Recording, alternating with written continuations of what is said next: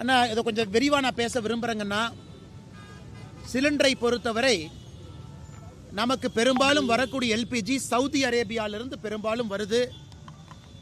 அது straight of Hormuz பகுதியிலிருந்து நமக்கு வரணும். இன்று ஈரான் இந்த போர் ஆரம்பித்த பிறகு அந்த ஸ்ட்ரெயிட் ஆஃப் ஹோர்முஸ் அந்த பகுதியை மூடி வச்சிருக்கிறாங்க.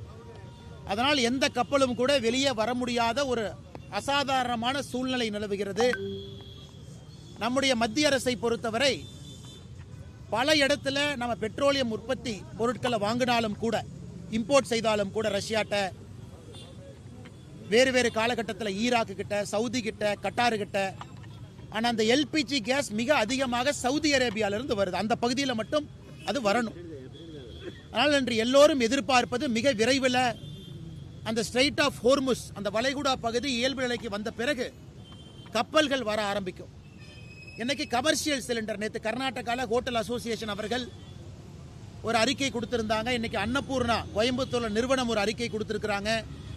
சென்னை ஹோட்டல் ஓனர்ஸ் அசோசியேஷன் கொடுத்திருக்கிறாங்க. அவங்க கொடுத்திருப்பது அவங்களுடைய பிசினஸ் சம்பந்தமா கொடுத்திருக்கிறாங்க. இதில் அரசியல் எதுவும் கற்பிக்க விரும்பல. என்ன கமர்ஷியல் சிலிண்டர் புக் பண்ணணும்னா 21 நாள் இடைவெளி இருக்கணும். இந்த போருக்கு பிறகு மத்திய அரசு அதை 25 நாள் ஆக்கியிருக்கிறாங்க. 25 டேஸ் கேப் கொடுக்கணும். அதனால் கண்டிப்பாக ஒரு அசாதாரண சூழல் இருக்கு. ஆனால் நம்முடைய நோக்கத்தை பொறுத்தவரை வீட்டிற்கு தேவையான நார்மல் சிலிண்டர் அது வந்துடணும், தங்குதடை இல்லாமல் வரணும். அது நம்மளுடைய ஃபர்ஸ்ட் வேலை. அதே போல் நாம் பயன்படுத்தக்கூடிய பெட்ரோல், டீசல் அது இடைஞ்சல் இல்லாமல் வரணும். அதே போல் கமர்ஷியல் சிலிண்டரும் இடைஞ்சல் இல்லாமல் வரணும். இன்னைக்கு நிச்சயமாக மிக வேகமாக இது இயல்பு நிலைக்கு திரும்பும் என்கின்ற நம்பிக்கை உங்களுக்கு தெரியும். நம்ம ஆட்சிக்கு வந்த பொழுது 2014 14 கோடி குடும்பத்தில் கேஸ் சிலிண்டர் இருந்துச்சு. இன்னைக்கு அது 33 கோடி குடும்பத்திற்கு கேஸ் சிலிண்டர் போயிருக்கு. அப்பனா 12 ஆண்டுகளில் 14 கோடியிலிருந்து 33 கோடியாக கேஸ் சிலிண்டருடைய எண்ணிக்கை உயர்ந்திருக்கு. அது மட்டும் இல்லாமல் 2014க்கும் 2026க்கும் கேஸ் பயன்பாடு என்பது பல மடங்கு உயர்ந்திருக்கிறது. இன்னைக்கும் 60% நாம் இறக்குமதி செய்துதான் மக்களுக்கு பெட்ரோலியம் பொருள் கொடுத்துக்கிட்டு இருக்கோம். அதனால் பொதுமக்கள் யாரும் அச்சப்பட தேவையில்லை. மிக விரைவில் இயல்பு நிலைக்கு இது வரும்.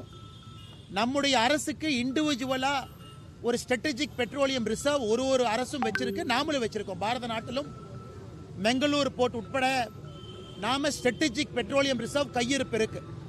அதனால் யாரும் அச்சப்பட தேவையில்லை, பயப்பட தேவையில்லை. அதற்கான எல்லா பிரச்சனைகளையும் களைவதற்கான முயற்சியை மத்திய அரசு எடுத்துக் கொண்டிருக்கின்றார்கள் என்கின்ற செய்தியும் இந்த நேரத்தில் பத்திரிகை நண்பர்கள் மூலமாக நான் தெரிவிக்க கடமைப்பட்டிருக்கின்றேன். தேவையில்லாத பொதுவெளியில் அச்சத்தை, பயத்தை ஏற்படுத்த வேண்டாம் என்கின்ற அன்பான வேண்டுகோளையும் இந்த நேரத்தில் நாங்கள் தெரிவிக்க கடமைப்பட்டிருக்கின்றோம்.